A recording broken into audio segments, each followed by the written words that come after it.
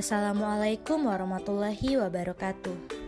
Perkenalkan, kami dari kelompok 1, kelas A6 yang terdiri dari Arif Rahman, Egy Suryana, Talisha Menama, dan Sylvia Siagian.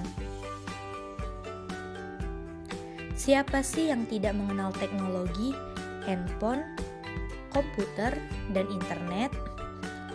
Terutama nih para generasi Z, internet dan media sosial sebagai kebutuhan primer. Tentunya kita sadar kita telah memasuki era digital. Sebelumnya, apa era digital itu? Era digital merupakan istilah yang digunakan dalam kemunculan digital, jaringan internet, khususnya teknologi informasi komputer.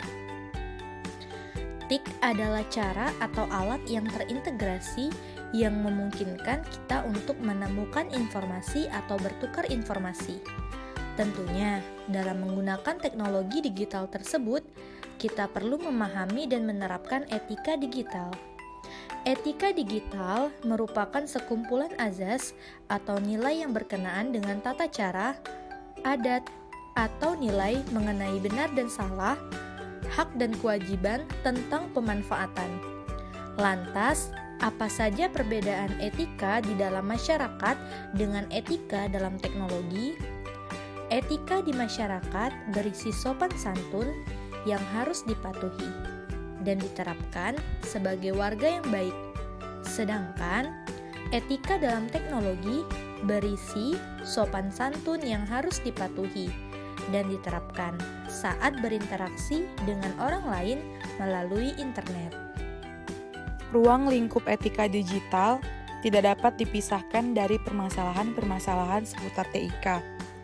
Beberapa ruang lingkup yang terkait dengan etika digital meliputi keamanan komputer, kejahatan dunia maya, privasi digital, netiquette, dan hak atas kekayaan intelektual. Apa sih contoh etika digital? Pertama, ingatlah bahwa ada pengguna teknologi lain. Kedua, berpikir terlebih dahulu sebelum berkomentar.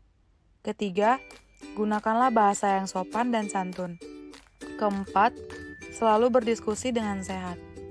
Kelima, jangan menyalahgunakan kekuasaan yang kamu miliki. Keenam, selalu menghargai waktu dan bandwidth orang lain. Ketujuh, selalu berbagi ilmu dan keahlian ke orang lain. Kedelapan, selalu menghormati privasi orang lain. Kesembilan, tidak mencuri hasil karya orang lain. Dan kesepuluh, selalu mentaati standar perilaku online yang sama kita jalani dalam kehidupan.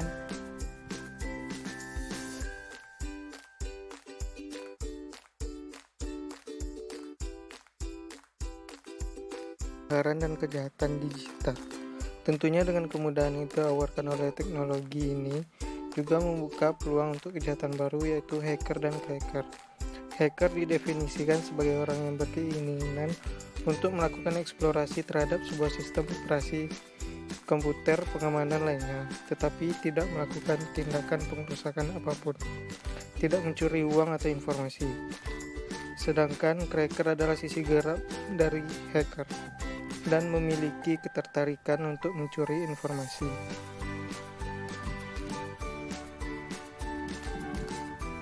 Pelanggaran privasi, menyebarkan privasi orang lain kepada publik tanpa diketahui oleh pemiliknya.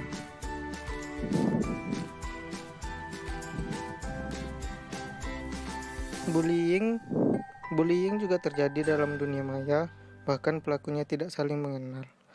Penyebaran kebencian, kasus yang akhir-akhir ini sering ditemui adalah yang mengandung unsur-unsur kebencian, terutama dalam kehidupan beragama di media sosial. Pornografi fraud. Fraud adalah kegiatan memanipulasi informasi untuk mendapatkan suatu keuntungan.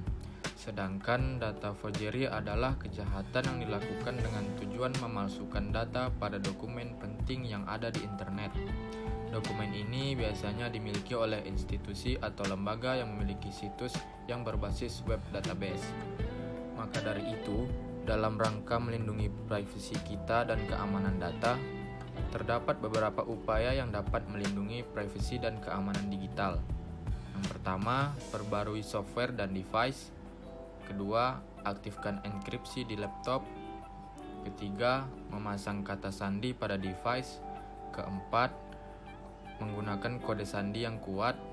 Kelima, mengatur fitur pelacakan jarak jauh ponsel. Keenam, hindari mengunduh aplikasi dari web atau link yang tidak resmi. Ketujuh, membuat akun dan mengingat kata sandi yang kompleks dan berbeda dari setiap akun. Dan yang terakhir, kedelapan, menginstal ekstensi HTTPS Everywhere dan juga dapat menggunakan jaringan pribadi atau Virtual Private Network atau VPN apabila memungkinkan. Nah, dari paparan materi ini kita sudah dapat memahami materi dari etika digital, di mana etika dan kejahatan masih banyak terjadi di dunia digital. Maka dari itu, sebagai upaya untuk mengurangi dari kejahatan digital, kita semua perlu menyadari akan pentingnya penerapan etika dan budaya digital, supaya semua yang menggunakan teknologi digital dapat menggunakannya dengan rasa nyaman dan aman.